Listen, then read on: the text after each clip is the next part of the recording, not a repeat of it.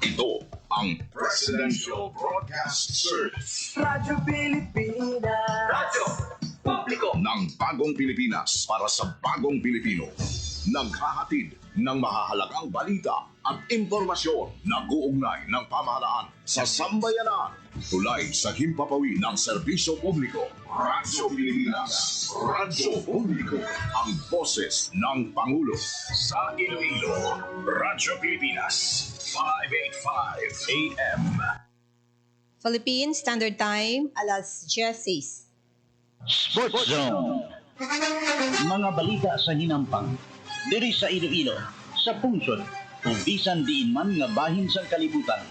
Mga hinon-anon sa patag sang hinampang. Inyo mahibaluan sa Sports Zone. Ang kahapdi sang kalutusan. Ang kasadya sang kadalagan. Ululupod natin na saksihan sa Sports Zone. Programa sa hinampang. Pagkilala sa mga tao sang ila kinaadman, sa ilang pagpaninguha nga matipong ang kagalingon nga hampang. Sports Zone. Yari ang inyo Sports Zone host, Joseph Paul Noblesa Tarosa.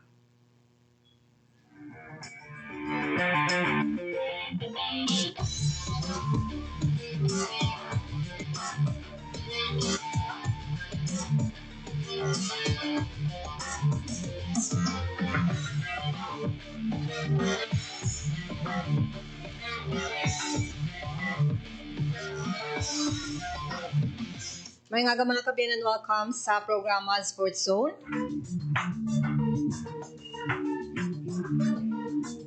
Ako ang inyo temporaryo nga tag-balita, nag-anchor sa buong iyang program. Talos ako kay Joseph Paul Tarosa, ang regular anchor ninyo nga ginabantayan every Tuesday sa aga. Sa buong iyang program naton, mangin kaupad natin si Dr. Richard Gabayoyo, siyang organizer sang Labanan Mandirigma, an Arnis Showdown sa City Mall, Parola. Sa hiwato nini by October 18, mga next week pa mga kabiyanan. Balo natin ng mga detalye sang sining Arnis Showdown. No? Iba, kaya ang iban siguro sa aton may mga kabataan nga into Arnis. So kung kamo mismo no, naga into sports nga Arnis.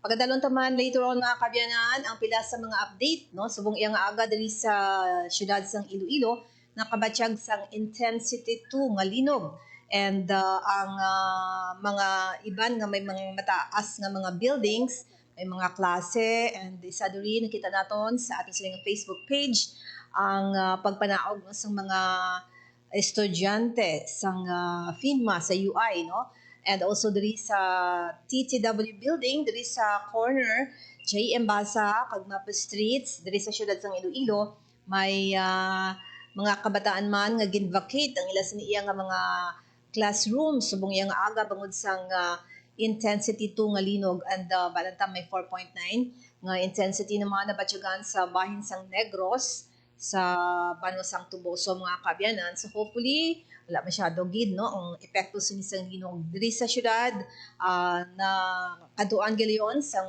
reporters naton sa bahin sang Iloilo Provincial Capital kag City Hall.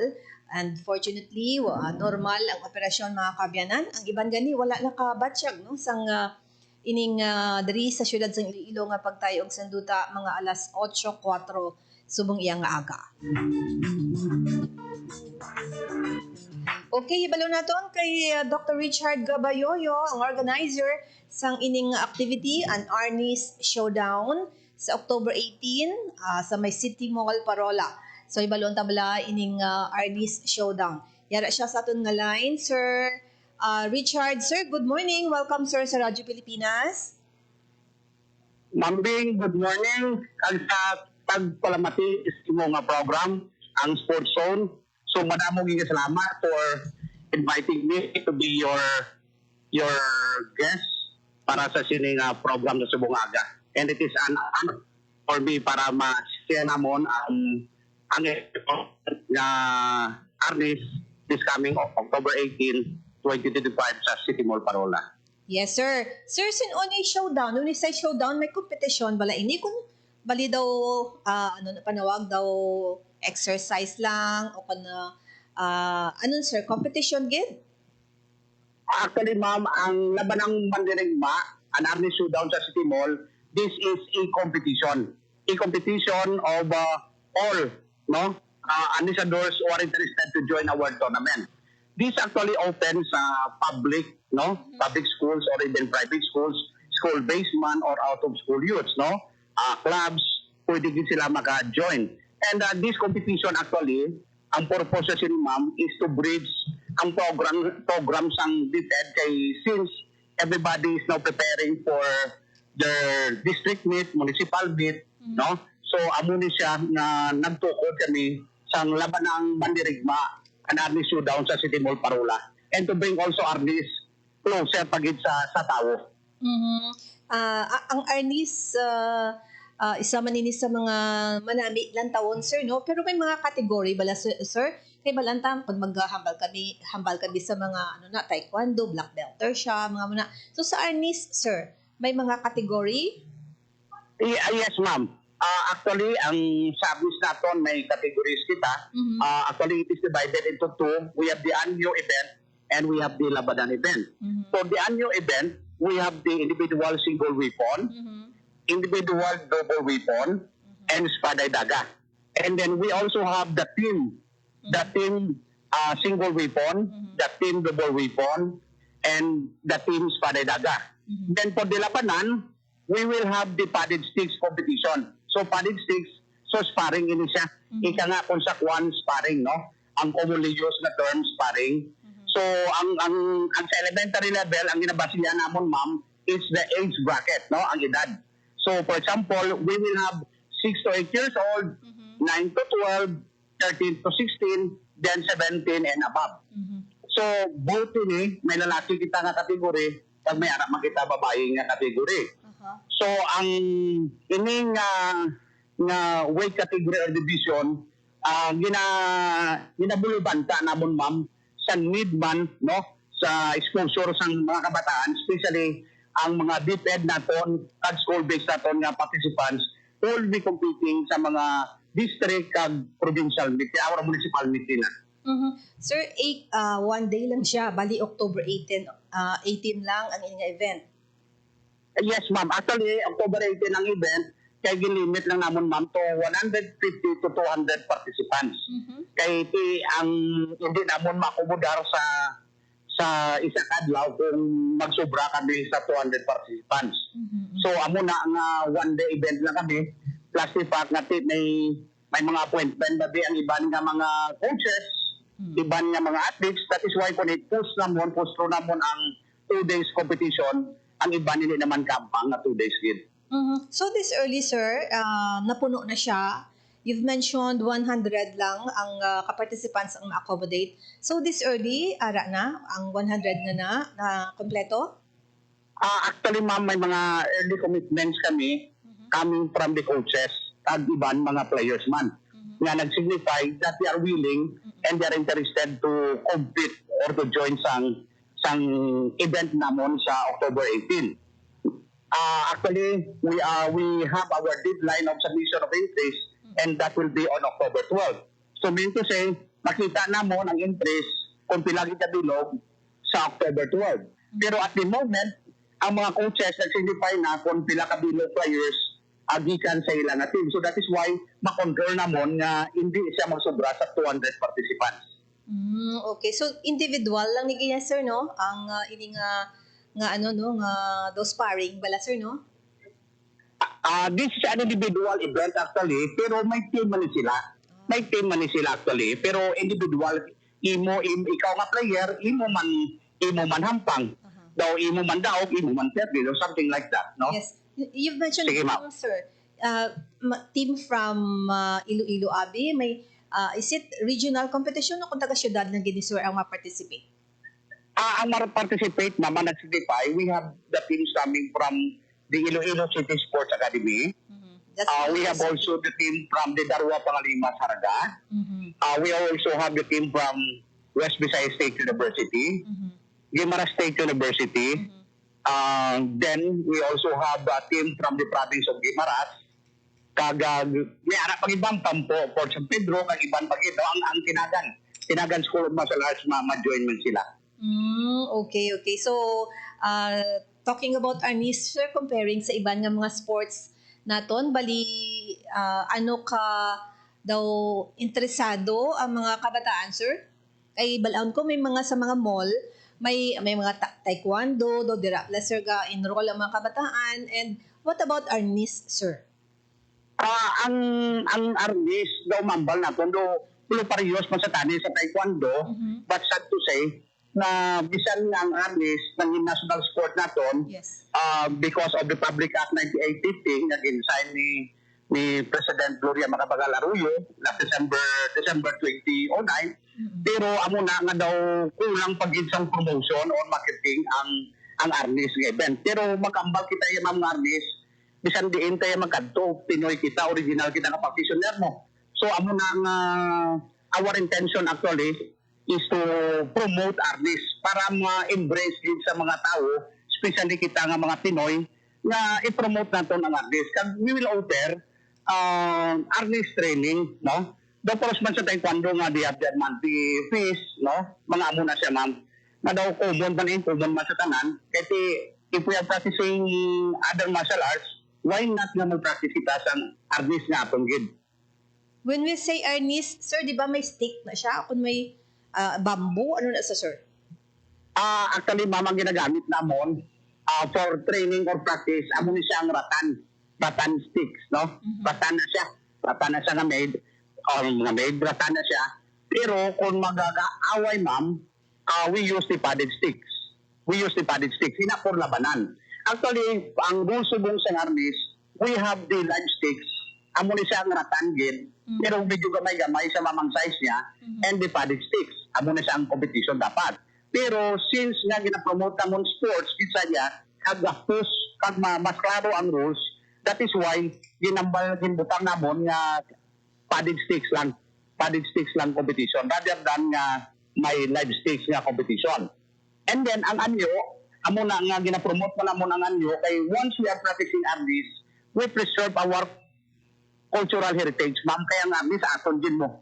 So that is why even ang mga costume, attire, even the music, amo na nga Filipino-inspired din siya. Okay, so may music pa na, sir? Yes, ma'am. Kaya ang aton nga anyo, ma'am, gidivide pala isa sa duwa, na traditional kita kag non-traditional. Ang traditional, ma'am, amo ni siya ang movements ng sticks or anyo na wala sang acrobatic movements. Wala tumbling, wala throwing, no? Pero magsiling kaya, ma'am, nga non-traditional, amo ni siya niya ang may mga tumblings, may mga throwing sang sticks, and then may music nga gina-play, no? You are performing it in time with the music. Why siya kontra? Actually, wala ka kontra sa kay ikaw ga-perform. Yes. Pero, the rating of the score will be based sa performance nimo, kung sa performance man sa iban nga mga athletes or players na upod mo sa amo na nga category. And the player nga may mataas ang score, i-declare nga gold.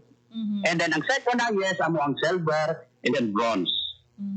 The first time ni sir nga nag-hiwat sang showdown, Actually, ma'am, ang Arnis competition, kasi Arnis practitioner man ako, President Magita sa Darua Pangalima Eskrima, na-promote nato ng Arnis kadugay na even diri sa West Ma'am, nagatudlo ako diri Arnis, and then nag-coach ako sa Arnis, and then may mga competition kami na sa din ka teach din ang imo sir nga office or area? Bali ma'am diri sa West Visayas State University sa PE. Tapos nag-coach ako sa Arnis, plus the fact na kung mag-university ng bank kami ga-manage, ako ga-padlagan sa Arnis competition. Sa Manggahan before, Palayag Festival ng Regional Arnis, kag iban pagig nga mga competition like the Grandmaster Municipal Birthday Cup, kita na ma'am or ako na isa nga nagapadlagan sa tournament. So kada mo na actually sa mga tournaments, aside from Arnis ma'am, even taekwondo, basketball, volleyball, gina-organize na ko nina. Kay you know what ang sports no nangin motivation ako kag nangin kuan ako ni kun sa kuan energize na ako na daw luyang lawas na ako kung wala ko yan na ginaobra especially sports every weekend ma'am. So, ang showdown nga ni whole date by October 18 and may mga prizes na, sir? Yes, ma'am. Actually, ang gold sa kuan or first place, mag-receive sang gold medal. Ang first runner-up, amo ang silver medal. And then, ang third, amo ang bronze. Then, parang ang amon, pabuya sa mga kabataan, hopefully, City Mall Parola will provide also gift certificates. So, igahatag namon, ito na namon, sa mga coaches. Kag sila na bala galing kung ano nila ang gift certificates. But at the moment, ma'am, wala pa po some exact number as to the number of gift certificates na provide sa City Mall Parola. So, bali sir, ang mga coaches from Iloilo City man or nag-import ka mo sa mga coaches from different provinces? Ang mga coaches, ma'am, nagikan ini sa mga different schools, iban mga private, no? Like sa Iloilo City Sports Academy, of course, ang ilang nga coach, yung siya teacher, si Master Rolling Balajay sa Asya Kabarangay Kagawan. And then sa Saraga, si Jeffrey Tamamante, so isa siya ka-teacher. Kag iban mga teachers, iban mga kuanman, mga instructors sa AMIS. So amo na ang promotion natin sa AMIS, hindi lang siya nakabutang sa school lang, but also out of school youths naka-benepisyo man sa sininga nga tournament nato. Sa mga judges naman, sir, judges came from different provinces man? Ang judges namon, ma'am, gikan man sa different provinces man, from Guimaras and Iloilo. Amon siya ang kuan namon, ang mga judges namon. Sir, lastly, anong imo siguro invitation kag siguro pag-encourage na sa mga kabataan man, no? Nga mag-join sa ARNIS kung kisa nakikita naton sa mga mall bala the likes of taekwondo kanami lang tawon and also siguro ang pag-inganyo gid sa ila, sir, no, since nga ining ato national sport. Sa tanan nga nagapalamati sa sininga program sa sports zone, this an opportunity para sa aton tanan na ipakita kung ano may ara kita nga mga Pilipino. We should have or we must have to preserve our national sports, and that is ARNIS.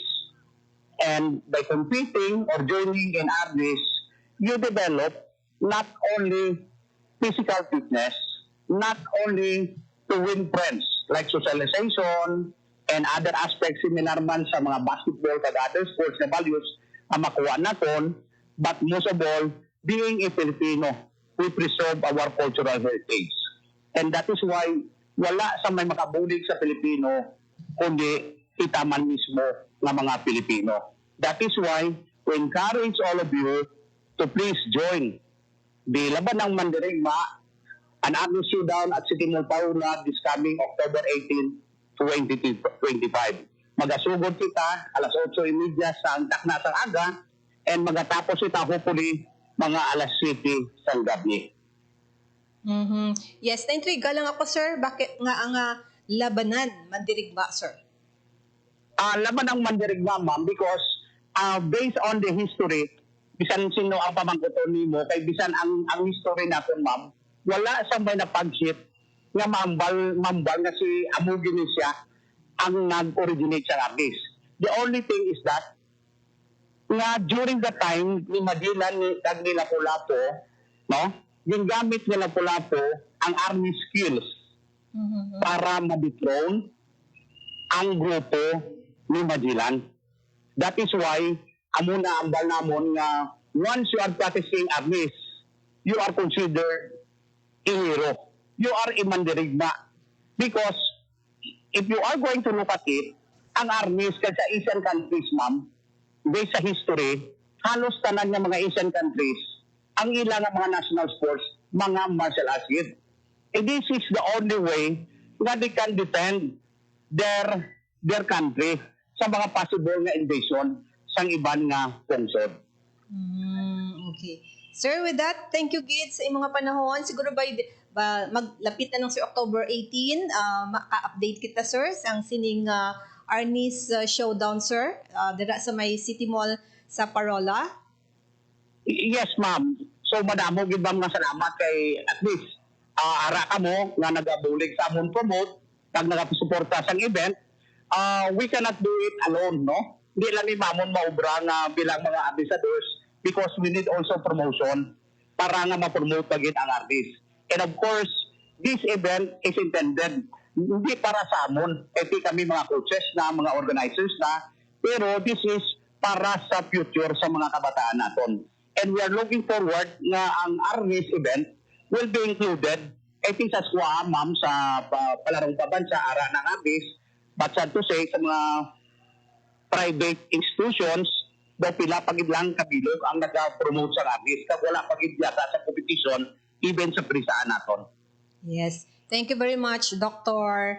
Richard Gabayoyo, organizers ng Arnis Showdown on October 18. Thank you, good sir, and good morning. Yes, ma'am. Thank you and you are welcome again. God bless. Yes, God bless. Sabatian mga kabiyanan, si Dr. Richard Gabayoyo sa bahin sining activity on October 18, an Arnis Showdown, no, sa City Mall, Parola. Thank you very much, Gid, sa iya nga pag-share man sang mga activity on sports, no? Nami ning sports ang Arnis mga kabiyanan. Nasendan. Maghahatag ako na isang pila ka mga pahanumdum mga kabiyanan sa akong pagbalik ang Halao River Multipurpose Project Stage 2 ang aton sa iyang pagkakuhaan sang update through Steve Cordero sang NIA JRMP2 standby.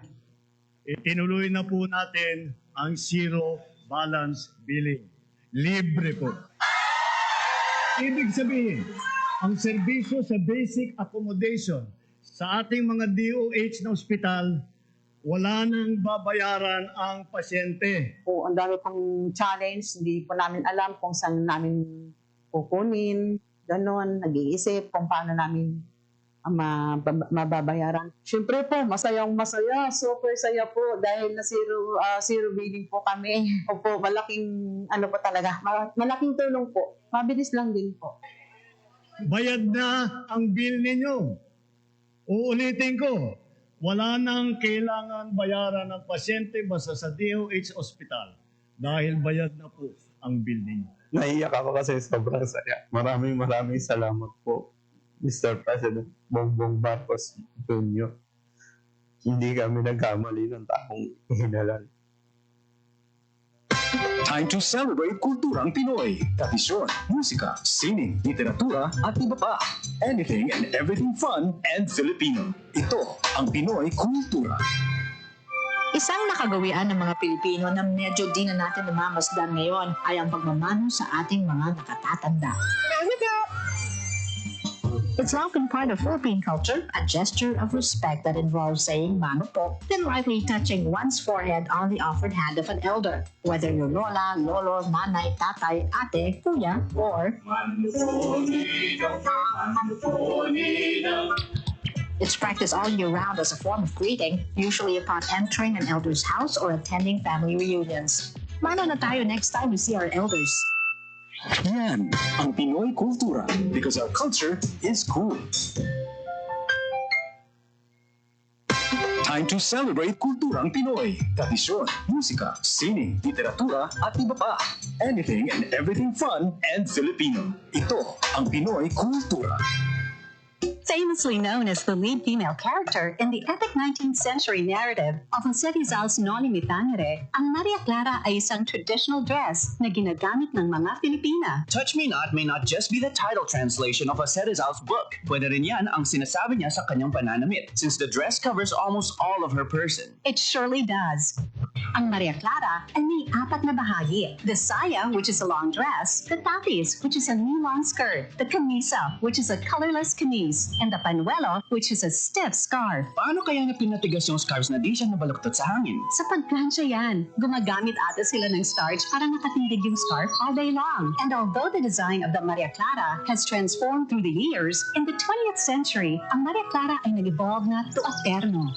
Terno, now that's what we mostly hear these days. That's the dress most, if not all, Miss Universe Philippines title holders wear during the nightgown segment in the global pageant. Good evening, my name is Gloria Diaz, not from Manila. Philippines! Those butterfly sleeves are really a fashion statement the whole fashion world can't help mention and admire. Exactly. Pinapasikat nila yung humble pinya cloth natin, which is what most ternos are made of. And with the ever-changing times, mixed with silk and ibang materials na rin, giving the terno a modern twist na sumasama sa changing standards in fashion today. Although the Maria Clara style has changed through the years, yung imahe of the classic Maria Clara can still be seen in every terno produced. Ang trahedya naman, if you've read Noli Me Tangere, which I assume we all have had in high school, unless you were so zoned out, Maria Clara and Crisostomo Ibarra don't end up together, but that's for another cultura. It sure is. Now that's a quick look at cultura, because our culture is cool. Yan, ang Pinoy kultura, because our culture is cool. Time to celebrate kulturang Pinoy. Tradisyon, musika, sining, literatura, at iba pa. Anything and everything fun and Filipino. Ito ang Pinoy kultura. Iba ang musikang Pilipino, or more popularly known as OPM. May OPM na makabago. May OPM na makaluma. May OPM na rock. May OPM na rap. What you know last night? Yo, it was the best. May OPM na mabagal.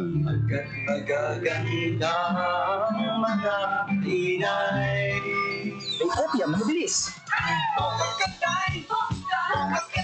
May OPM na Tagalog.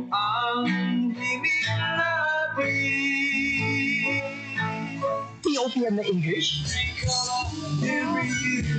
Bahagi ng ating kultura, noon, ngayon at magpakailanman. Anumang OPM ang hanap mo, isa lang ang masasabi ko.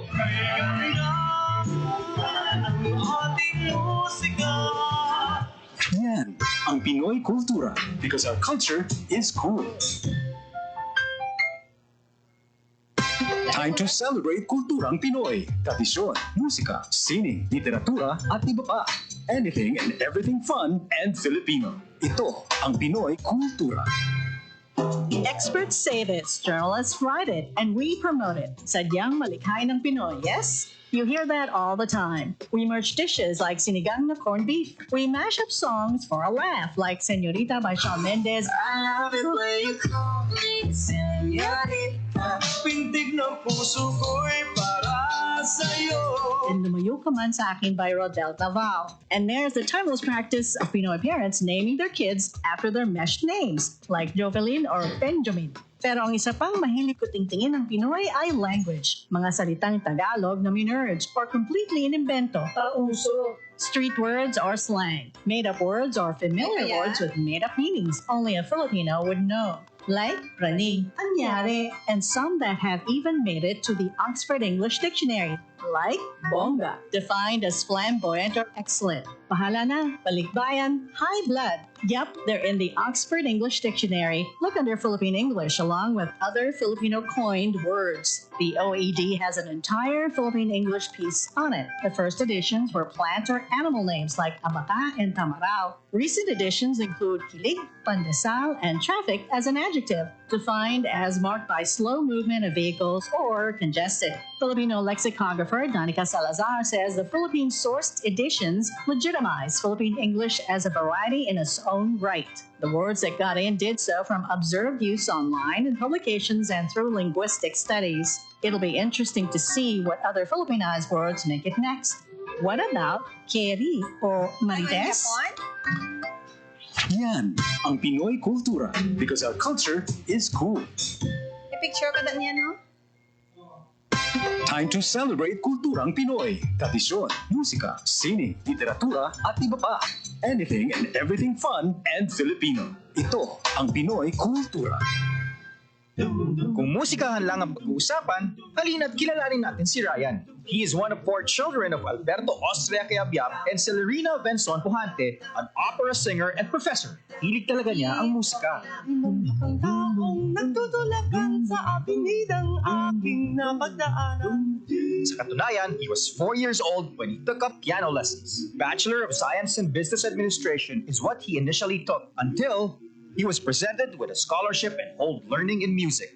Bachelor of Music, major in composition degree. Ayan ang tinapos ni Ryan, kaya naman siya ay naging profesor ng Department of Composition and Music Theory. Magmula nung ako'y natutong umawi. Mapagbiro talaga ang tadhana. Sa dami ng kanyang achievements, Mr. C and his family was about to take their chances abroad nang siya ay nabigyan ng pwesto bilang Executive and Artistic Director ng Foundation for the Performing Arts sa Pilipinas ng isang malaking korporasyon. And the rest, as they say, is ongoing. Kasi he still writes music, composes, and arranges. Alam niyo ba? In September 2019, siya ay naparangalan ng prestigious Ramon Magsaysay Award for his compositions and performances that have defined and inspired Filipino popular music across generations. Arranger, musician, composer, conductor, artistic director, accompanist, and just about anything music-related. That's our national artist, Ryan Cayabyab. Sariling ating kay ganda ng aming musika natutong pumawi. Yan ang Pinoy Kultura because our culture is cool. To know more about their life, work, and contributions, visit the National Commission for Culture and the Arts at ncca.gov.ph.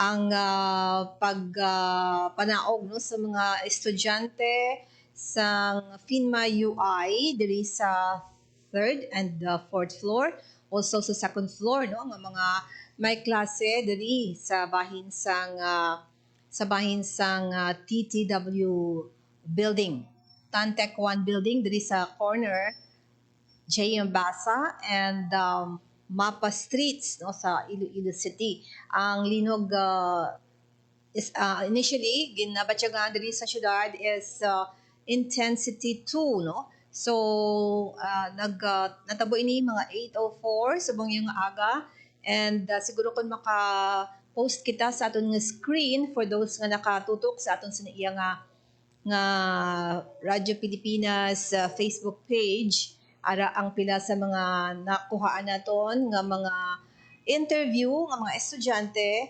sang FINMA UI kuno bat yan pwede naton ma-voice ang ila sa niya nga ato sining interview sa iya Jones no kun pwede naton ma-voluman ang sini iya klase tungod sa nabatyagan nila nga linog sa 4th floor.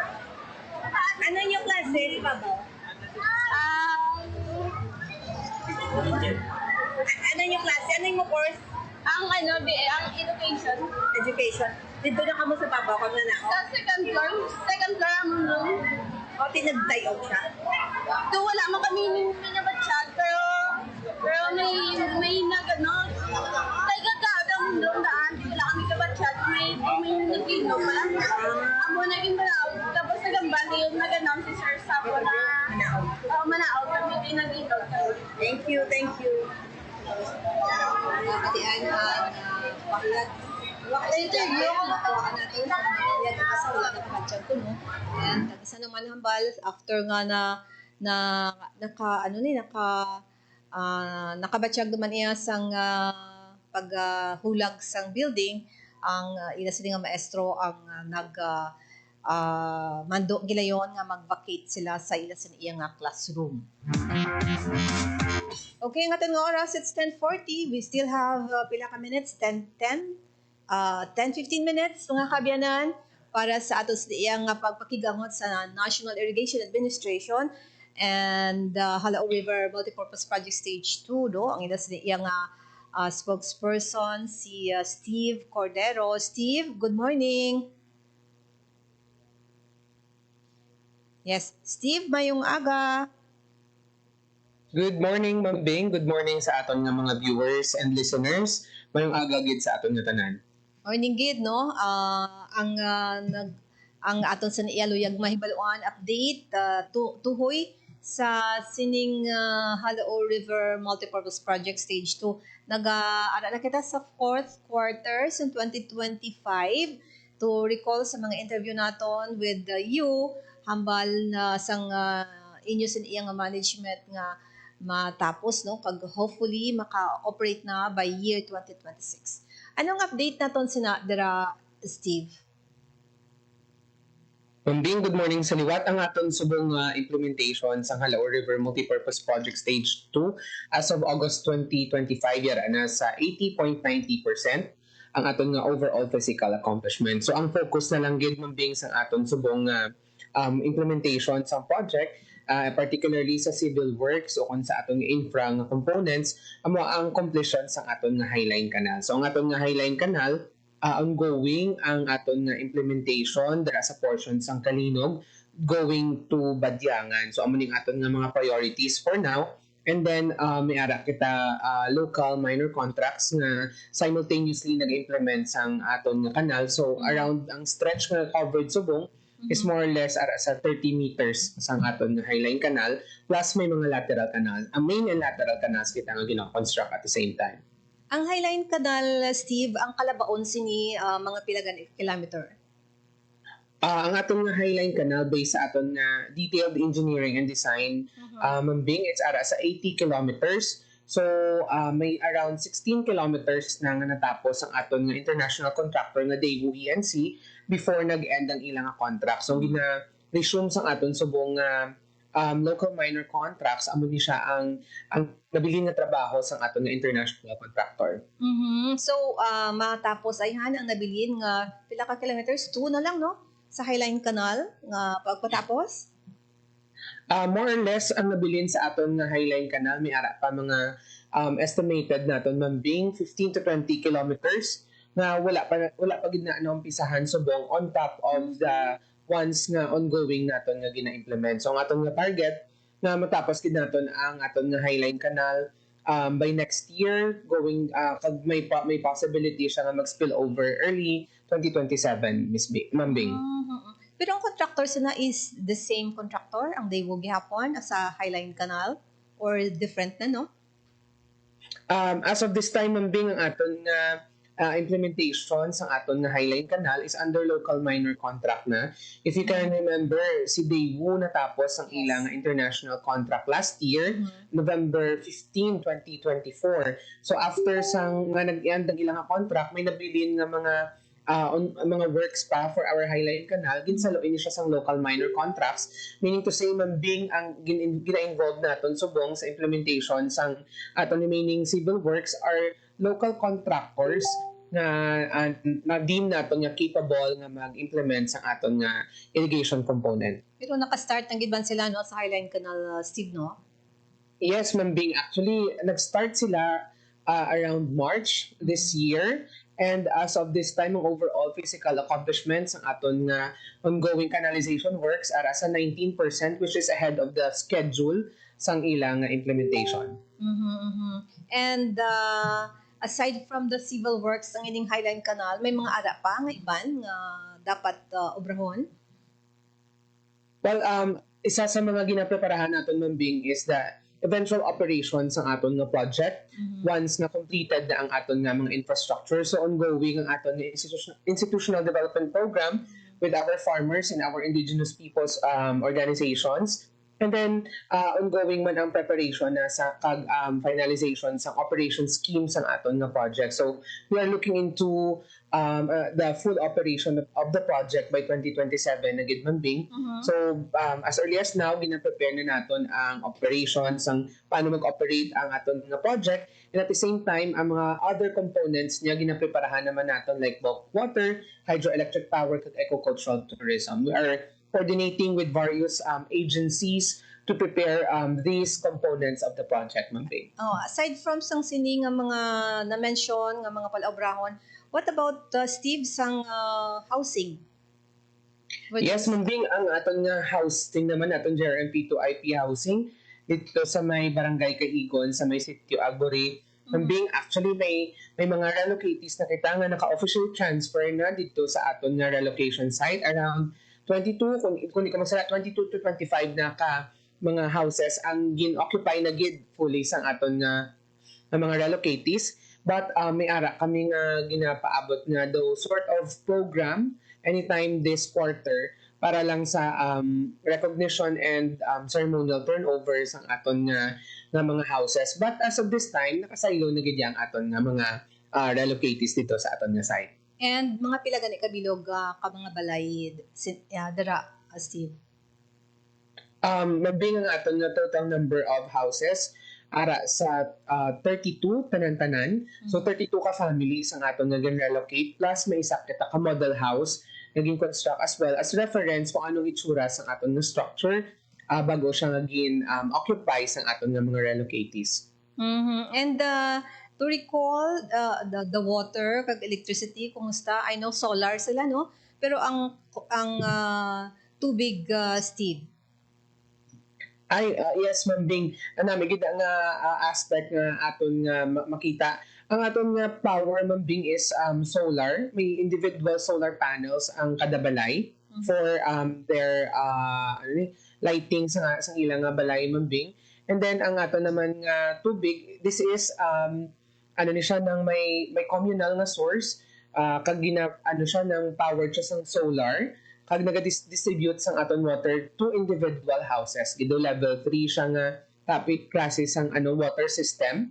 And this water system is a commitment of the Iloilo provincial government under the strong leadership of Governor Toto Defensor. So na-realize nato ng ini nga components sang aton nga housing. On top of the solar, Ma'am Bing, we also would like to point out na ang services ang Eleco 2 nakalabot naman dito sa aton mismo nga relocation site. And this is through the efforts of Congressman Nonoy Defensor naman. So, aside from the solar, may option ng aton nga mga relocatees na mag-connect directly sa services ang Eleco 2. Linog man last time, may ara ba lang siguro effect ina sa structure sang halaor? Yes, Ma'am Bing, very unfortunate kita no there was a recorded na ground shaking last week diri sa aton nga area. So immediately after sang linog sang September 30, the following morning, Ma'am Bing, may gin-undertake nga inspection and assessment ang aton nga office just to make sure nga we immediately address kung may mga anomalies or may mga unusual nga mga trends nga makita sa monitoring sa aton nga dams.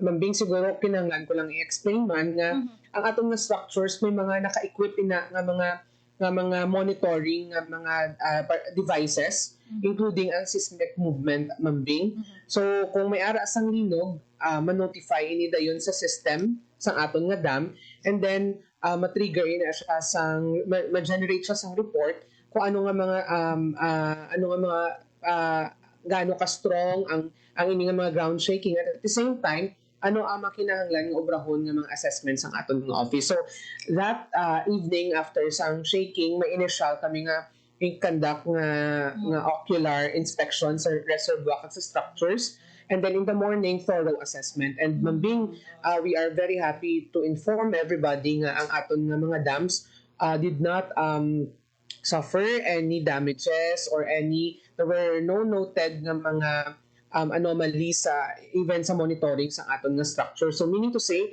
ang aton nga structure buo sa gihapon, wala sang damage nga naaguman, and at the same time, we are on normal operation, Ma'am Bing. So amo na ang findings kag outcomes sang aton nga thorough assessment of our structures. Not only the high dam, including our after bay dam, our offices, and mga completed naton nga mga canals. And wala sang pagwa sang tubig. I know naga-tipo na sang tubig dira, and ang flow sina wala man naapektuhan ang mga alagyan sina Steve. So far within the area of the high dam kag after bay dam, Ma'am Bing, continuous ang atong nga pagbalik sang tubig sa suba. This ang regular release ta ginaya ang gabalik kita sang aton nga 10% sang tubig naton pabalik sa suba para hindi mag-dry up ang suba. No issues so far nga nakita after sang aton nga linog. We are actually on normal operation gid, Ma'am Bing, as of this time. But of course, we are also we have already activated our disaster team nga while may mga aftershocks pakita nga nabatsagan, sige man ang monitoring sa aton nga disaster team. But we are happy nga wala sang damages as of this time and normal operation ng aton nga project. Yes. So with that, Steve, thank you gid. Anything haluyag mo i-update pa gid sa amon or wala ko na pamangkot? Go ahead. Yes, Mambing, I think isa ng guro nga kinahanglan pa naton nga i-share man is ang aton nibala nga bulk water and hydroelectric power nga components sang GRMP2. So these are components nga realize naton once completed na ang aton nga structure. However, as early as now, may ara na kita sa mga coordinations with the Asian Development Bank or ADB Transaction Advisory Services in relation sa developments ng aton nga bulk water kag hydroelectric power. So, ang ADB is assisting us in coming up with policies on how to select the best and most competitive partner for the development of these components. So, wala pa man gid completely natapos ang aton nga project, but talks and discussions are already underway in relation to these components ng aton nga project, Ma'am Bing, so that nga by the time nga in full operation kita, makaumpisa naman ang ini nga mga components ng aton nga project. Okay, sige. Steve, thank you sa imong nga panahon dali sa Radyo Pilipinas.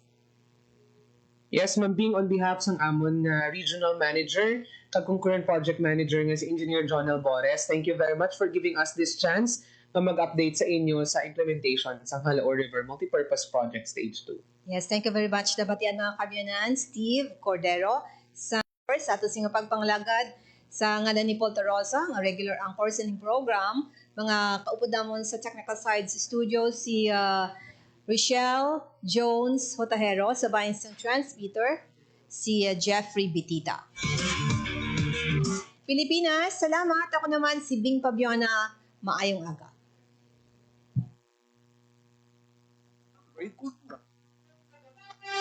Updi ninyo kami liwat sa sunod nga semana sa isa pagid ka oras nga programa sa pagtibong sang hinampang kag sportsmanship. Ini ang Sports Zone. Ang inyong tulay sa himpapawid ng serbisyo publiko, ang Presidential Broadcast Service, Radyo Pilipinas, Radyo Publiko. Radyo Pilipinas. Radyo Publiko. Kinilala ng pang-international at prestigyosong Asia Pacific Broadcasting Plus Awards 2025 para sa kategorya ng Government Streaming. Ito ay dahil sa epektibo nitong pagsasanib ng mga tradisyonal na media tulad ng telebisyon, radyo at print para masabayan ang mabilis na pag-inog ng mundo ng digital at social media tungo sa mas epektibong paghahatid ng mahahalaga at napapanahong mga impormasyon sa mamamayang Pilipino. Kinilala rin ang Radyo Pilipinas dahil sa patuloy na pag-akyat ng rating. Ngayon ay matatag sa pang-4 na pwesto sa Mega Manila ayon sa pinakahuling Nielsen Radio Audience Measurement Survey. At sa social media, nakamit ang mahigit 2,000% pagtaas ng bilang ng mga sumusubaybay sa Radyo Pilipinas page sa unang bahagi ng 2025. Patunay ito na ang inyong Radyo Pilipinas Radyo Publiko ay tunay na kaagapay ng inyong pamahalaan sa paghahatid ng serbisyo sa mga mamamayang Pilipino. Mula sa aming lahat, sa ngalan ng inyong pamunuan at mga kawani ng Presidential Broadcast Service, kasama ang inyong mga himpilan ng Radyo Pilipinas sa buong kapuluan. Maraming Maraming salamat po sa inyong lahat, sa inyong pagtangkilik at pagkilala. Radyo Pilipinas. Radyo